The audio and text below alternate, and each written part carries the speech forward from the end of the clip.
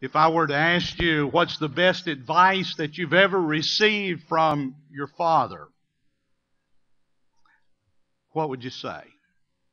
That exact question was asked last year to several children of famous fathers by Parade magazine. Cary Grant's daughter Jennifer answered the question this way.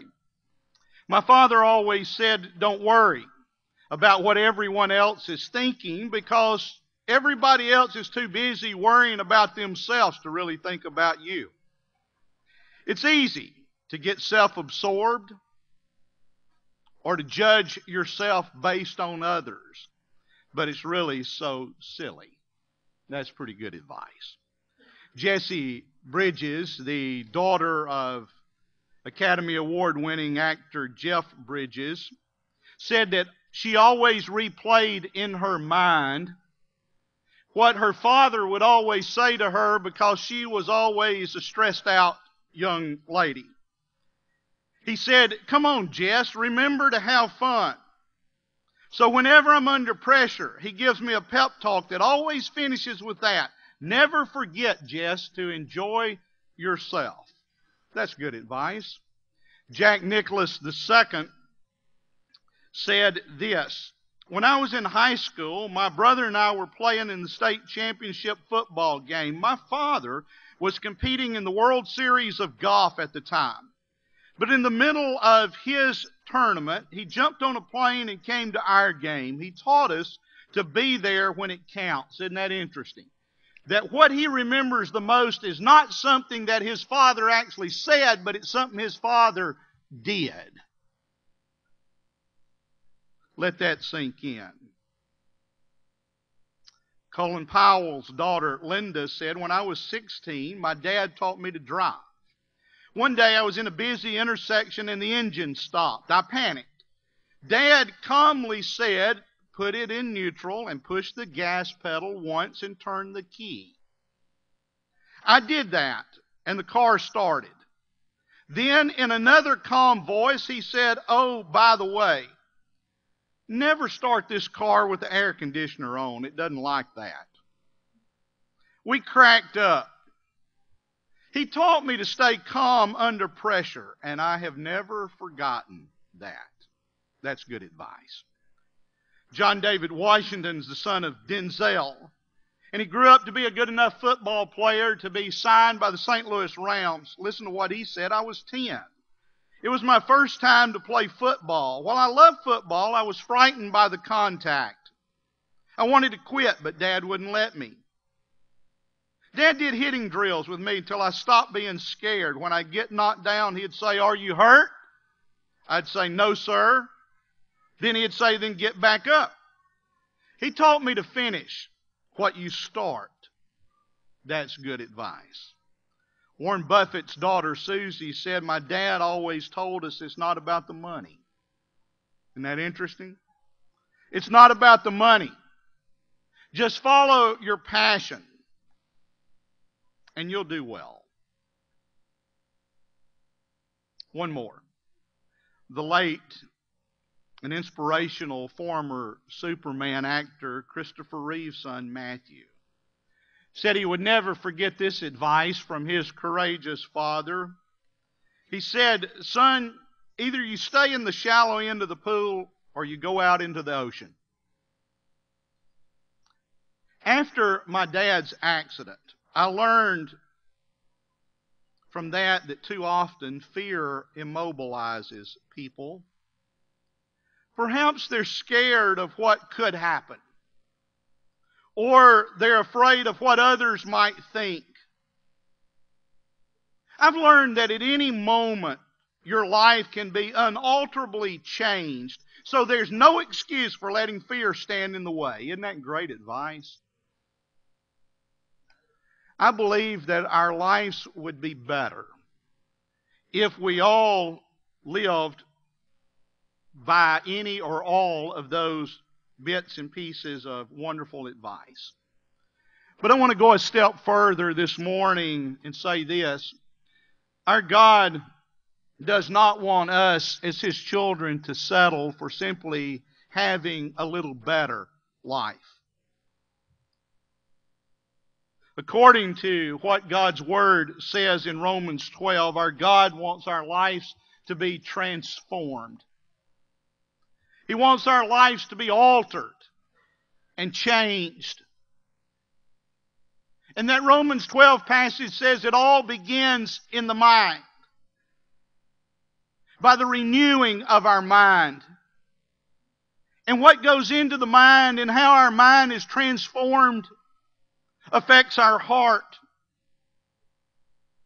And when we get those two, our mind and our heart, where they need to be, then in the language of Romans 8:29, we'll then begin to look more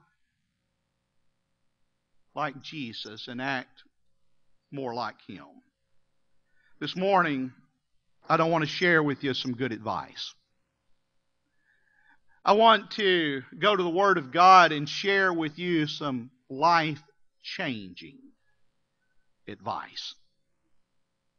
It's not from me, but it's from an inspired writer. It's written from the vantage point of a father to his son.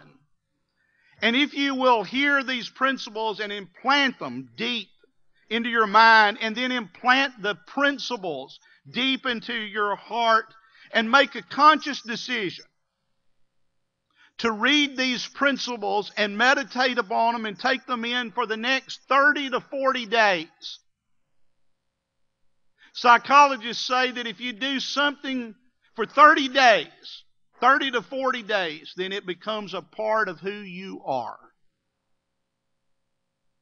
If you'll read this advice and take it in and pray over it for the next 30 to 40 days, then this sermon comes with a 100% guarantee. Are you ready?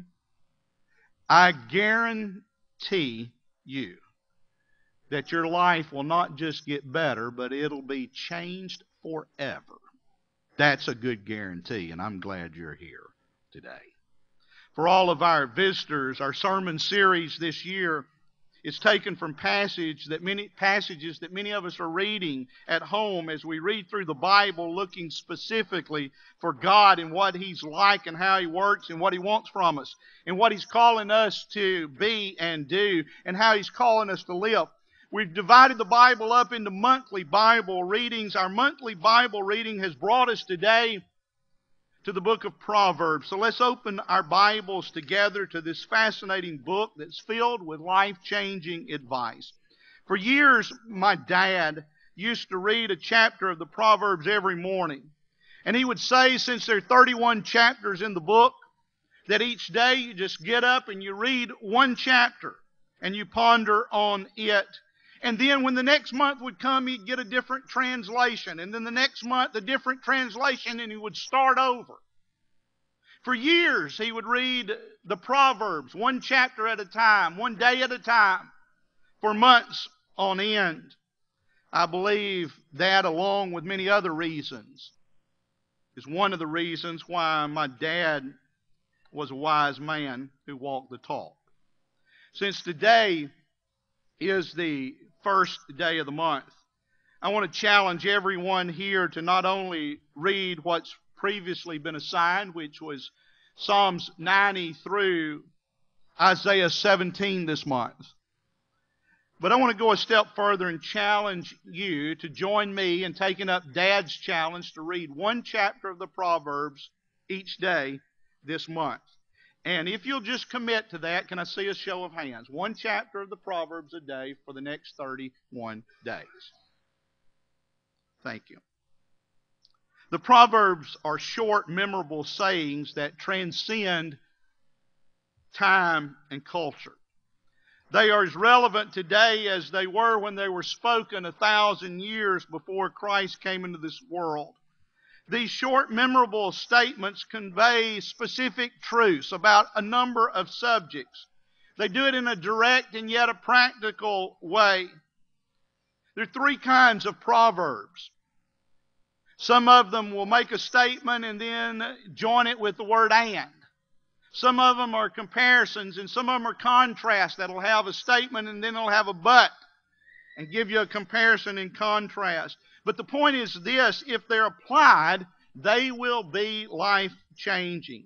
This is the book that the parents in Israel used as a blueprint on how to raise their children and equip them to live a life that's not self-centered, but rather one that is centered upon God and living out the two greatest commands. Along with the 5 books of the law of Moses, the Proverbs were the foundational principles that the Jewish parents would use to teach their children to grow up, to have a set of life skills that would ensure that their lives and their families and their neighborhoods and their nations would be blessed. When I was born, the number one book that most parents were encouraged to read was Dr. Benjamin Spock's book. But over time, many of his principles have proved to be less than sound. When my children were born, Dr. Dobson had flooded the market, and Dr. Dobson is full of wonderful life principles. But I want to tell you that nothing is better than the biblical model of the code of ethics that's found in the 10 Commandments that we've studied about before, the principles in Deuteronomy, particularly in Deuteronomy 6, and then these Proverbs. But not only were the Proverbs used as the textbook for parents, but it was also the textbook that Israel used to prepare people to step up to be servant leaders. Isn't that interesting? This is the blueprint to have a person to step up, to be a wise person who can serve their city and their community and make wise choices and counsel other people. These are the people who the king wanted as his advisors in his cabinet. These are the people who the local communities would go to and call them sages. The people who had mastered the Proverbs. That's interesting. When I taught psychology in the public schools in Georgia, I used to teach what Jay Adams pointed out about problems. And it's this: everybody's got them. Everybody's got them. Your preacher's got them. Everybody's got a whole set of problems. But Jay Adams would say there's 4 ways that people typically deal with them. Are you ready? Some people will simply try to avoid them and ignore them, sweep them under the rug, not talk about them, even though everybody knows there's a problem. Or, he says, secondly, some people will just see that problem as hopeless and helpless, and they'll just throw up their hands and they'll just quit. Or thirdly, he says some people will obsess about that problem right there, and it will absolutely drive them bananas. They can't do anything else to the point that it almost paralyzes them and they can't function.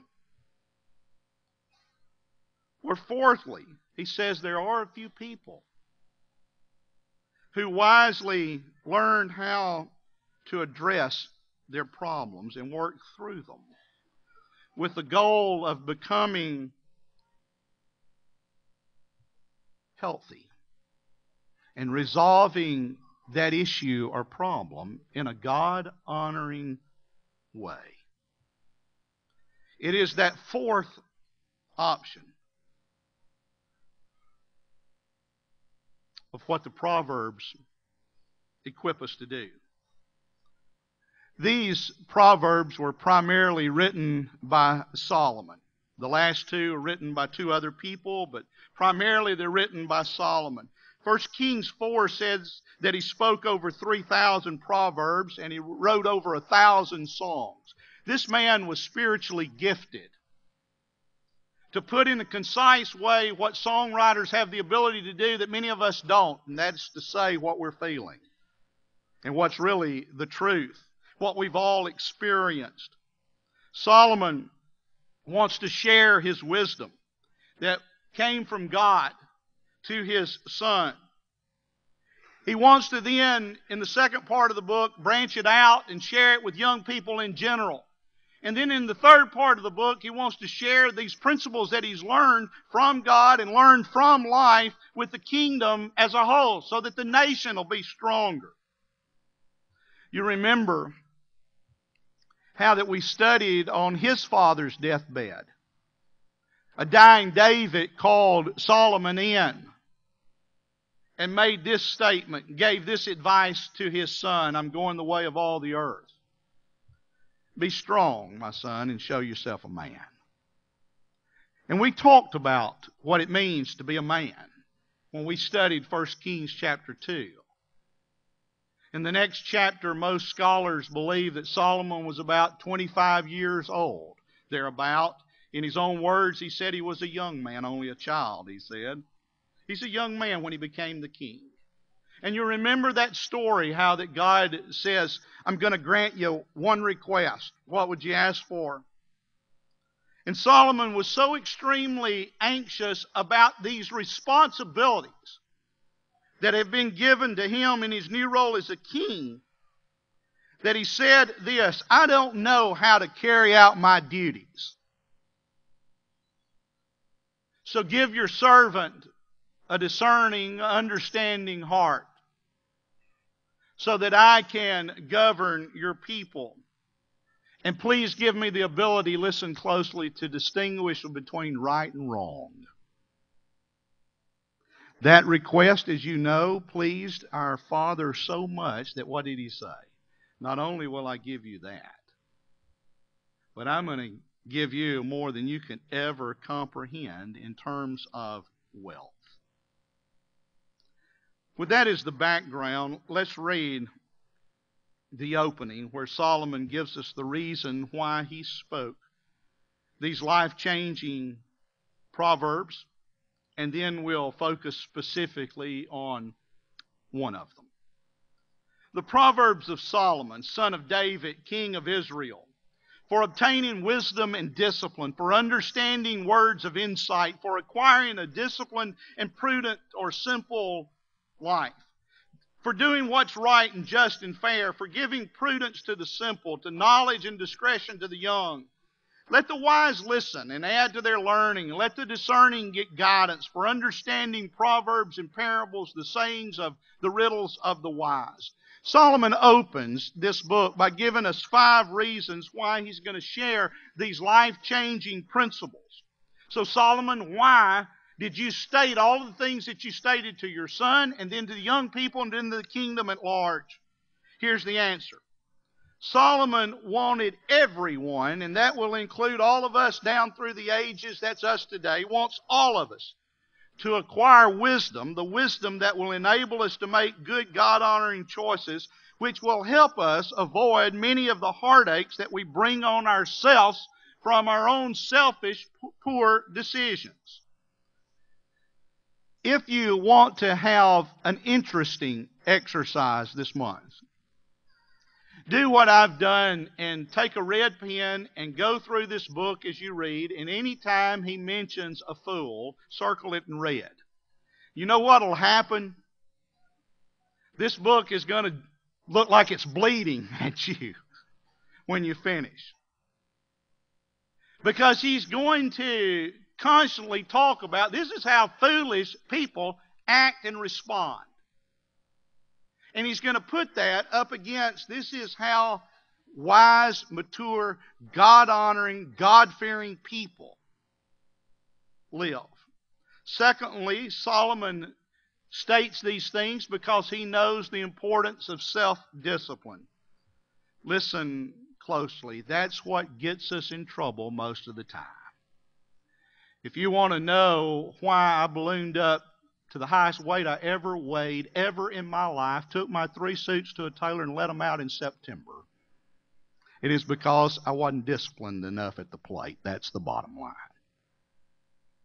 If you want to know why we get in so much debt over our head, it's because we're not disciplined enough in our finances and in our choices that we make. I can go right on down the line. Solomon knows that the key is self-discipline, and it's what gets us in trouble. Thirdly, he also knows this,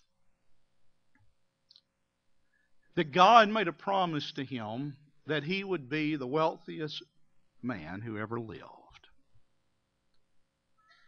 But he says that in the book we'll study in a few weeks, that it was all what? Meaningless. It didn't satisfy him. And so he states these proverbs because he knows the importance of simplifying our life. Let me ask you, do you think your life would be calmer, more peaceful, if you simplified it? Do you think you wouldn't be as stressed out near as much at home if you could simplify all the activities that you're doing and put them down to a core group of a few? Do you think that if we simplified all the stuff that we have, that we would actually be calmer and that we would be able to bless many people by giving a lot of things away? Solomon knows the value of simplifying our lives. And I believe with all of my heart that if we could get down to simplifying our lives, it would help us to be still and know that God's God. Fourthly, he wants his son and his people to have a purpose in life, to know exactly what that purpose is, and then have the motivation and the get up and go to pursue it. And that's why he talks so much about work and getting out of balance, and not letting work or the pursuit of work or pursuit of money or any number of other things take precedence over our pursuit of God and what God's will is for us. And fifthly, he states in verses 4 and 5 that he states these proverbs because so many people are easily influenced by others and are trying to influence others. And that's exactly what the first two chapters are about. He's telling his son, look, there are a lot of enticements here. And I want to state these things so you'll make good choices and not experience many of the heartaches that so many people experience in life and later regret. And so, if you're looking for sound, life-changing, let's say it that way, if you're looking for life-changing financial advice, you can find it here in the Proverbs, in Proverbs 22, where Solomon says that the borrower is slave to the lender. What's he saying? You get yourself in too much debt, and what'll happen? It'll choke you and kill you. If you're blessed with wealth, Solomon's going to address that as well. And he's going to say in chapter 3, honor God with the very first fruits of all you have. And then this is what God is going to do for you. If you want to affair-proof your marriage, read chapter 7. And if you want to look down the road that what would happen if you stepped out of your vows, then read what he says in chapter 9, which is this: stolen waters are sweet, and forbidden food eaten in secret is delicious. What's he saying? Man, this is great for a little while. But then he goes, but. And listen to the rest of the Proverbs. Little do they know that the dead are there.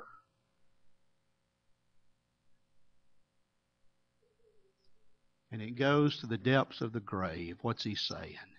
You cannot imagine the heartache on the other side. That's life-changing advice, isn't it? And so, with all of that said, here's the bottom line. It's found in verse 7 and then in chapter 3. Let's read and we'll tie it all up. The fear of the Lord is the beginning of knowledge, but fools despise wisdom and discipline. If you really want to enjoy life to the fullest and have the peace that passes all understanding and be a blessing to your family and the church and the community and serve others, it starts with your relationship with God, and it starts with how serious you view God.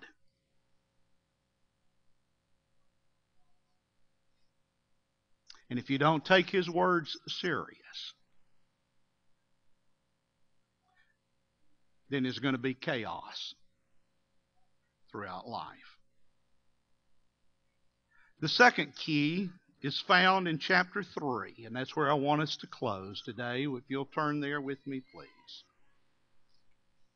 After talking to his son, he then says, "My son, don't forget my teaching," and so on, because he says this is the way to live here, and you're going to have a lot better quality of life if you'll live by these principles. And then look at what he says. "Let love and faithfulness never leave you. Bind them around your neck. Write them on the tablets of your heart. Then you'll win favor and a good name in the sight of God and man." What's he later going to say? That a good name's better than anything you can have. It's a lot better than money, he says. And then he says it. "Trust in the Lord with all your heart, and lean not on your own understanding. In all your ways acknowledge Him, and He will make your path straight."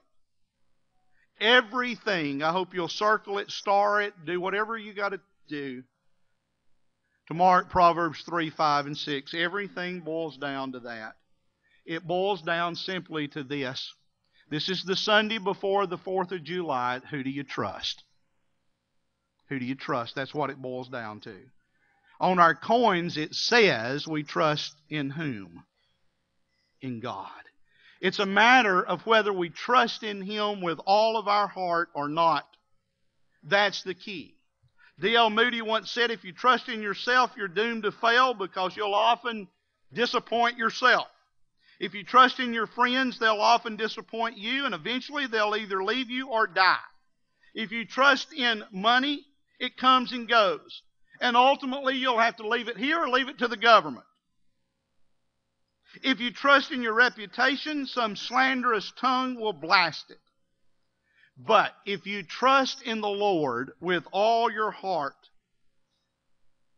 and lean not on your own understanding, in all your ways acknowledge Him, then not only will He direct your paths and make the way straight, but He'll lead you, D.L. Moody said, to quiet waters and through any valley, and He will restore your soul. And how does Solomon's father David end that passage? "Surely goodness and mercy will follow me all the days of my life, and I will dwell where? In the house of the Lord forever." So let me ask you this morning, if we could put each of our hearts on the screen and hook them up to an EKG. And the first panel comes up with where our heart is in terms of God. What would the EKG look like? Would the heartbeat be strong? Or would it be fluttering? Or would it be flatlined and the paramedics coming rushing in? Or what if we, in the next panel, put up about our relationships with our family? Would it be strong? Would it be weak? Would there barely be a pulse? Would it be flatlined? What about our friends? What about our love for the kingdom, the church, the local church, this church? What about any number of other areas? Solomon's going to say above everything else, guard your what? Heart. Because out of it are the issues of life.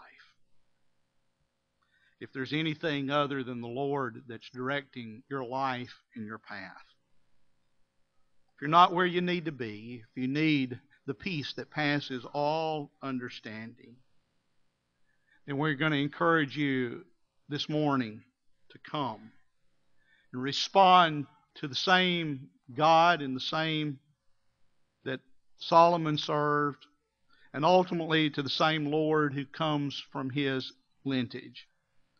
And we're going to ask this morning that you bring your life to the one who can restore your soul and make your path straight and lead you through whatever issue you are dealing with and lead you home. If you need him this morning, we want to encourage you to come as together we stand and sing.